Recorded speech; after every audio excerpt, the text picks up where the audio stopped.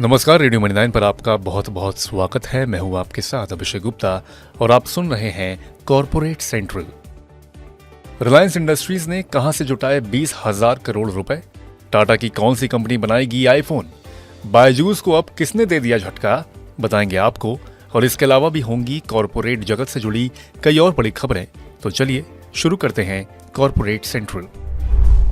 Reliance industries ने bond बिक्री कार्यक्रम के जरिए गुरुवार को करीब 20,000 करोड़ रुपए जुटा लिए। ये किसी गैर वित्तीय भारतीय कंपनियों की ओर से सबसे बड़ा बॉन्ड बिक्री कार्यक्रम है। एक रिपोर्ट के अनुसार कंपनी ने 10 साल के बॉन्ड 7.79% कूपन रेट पर जारी किए हैं। आईटी कंपनी विप्रो अपने टॉप परफॉर्मर की सैलरी में ज्यादा बढ़त करती रही है, लेकिन एक रिपोर्ट के अनुसार विप्रो इस परंपरा का पालन शायद नहीं करेगी। कंपनी को दिसंबर में सैलरी रिवीजन करनी है, लेकिन उसके पहले वह कई तरह की समस्याओं से जूझ रही है। ग्राहक अब खर्च में कटौती कर रहे हैं और बड़े प्रतिस्पर्धियों से कंपनी को तगड़ी चुनौती मिल रही है।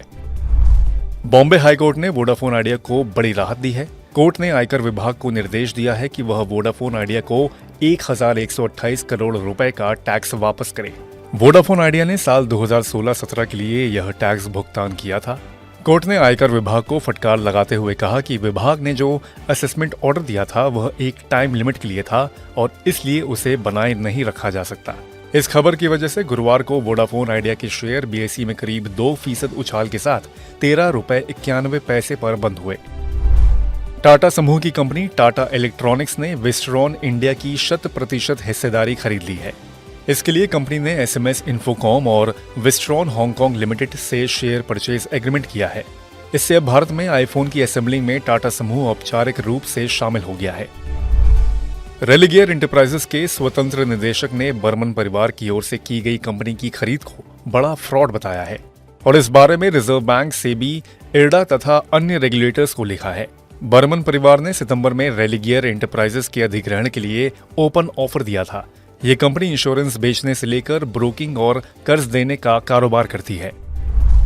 अदानी समूह की कंपनी अदानी पोर्ट्स के कंसोलिडेटेड नेट प्रॉफिट में करीब 1.37% की मामूली बढ़त हुई है।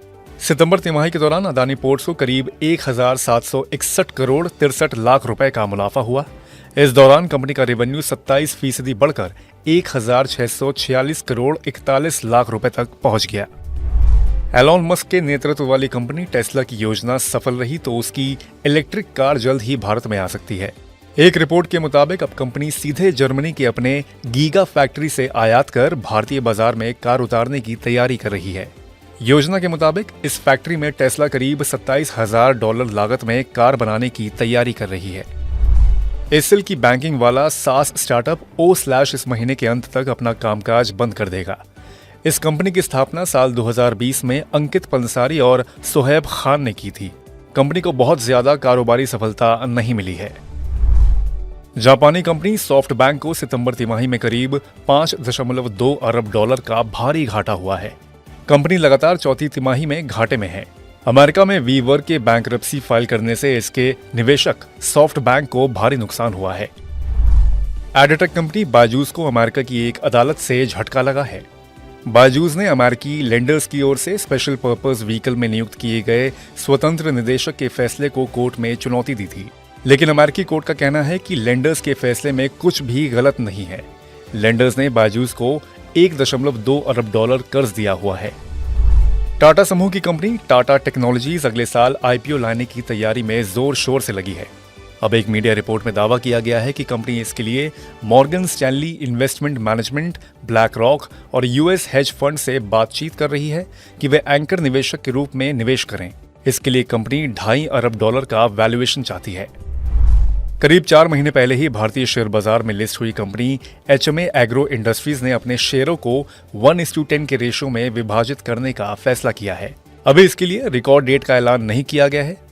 कंपनी ने सितंबर तिमाही के नतीजों के साथ ही स्टॉक एक्सचेंजेस को स्टॉक स्प्लिट की भी जानकारी दी है। गुरुवार को बीएसई में शेयर करीब 5% टूटकर $659.15 पर बंद हुए। एमटीएआर टेक्नोलॉजीज के शेयर गुरुवार को बीएसई में करीब 12% टूटकर $2,248 के स्तर तक चले गए। कंपनी ने अपने रेवेन्यू और एबिटा गाइडेंस में कटौती की है। कारोबार के अंत में इसके शेयर $2,262.45 पर बंद हुए। Iron and steel company Welspun Corp का शेयर पिछले 7 महीने में 130% तक चढ़ चुका है। गुरुवार को बीएसई पर इसका शेयर करीब 8% उछलकर 15 साल की ऊंचाई यानी कि 496 रुपए 25 पैसे तक चले गए। कारोबार के अंत में ये करीब 5% की उछाल के साथ 479 रुपए 95 पैसे पर बंद हुए। तो आज के कॉर्पोरेट सेंट्रल में फिलहाल बस इतना ही। ये पॉडकास्ट आपके लिए तैयार किया था हमारे सहयोगी दिनेश अग्रहरि ने।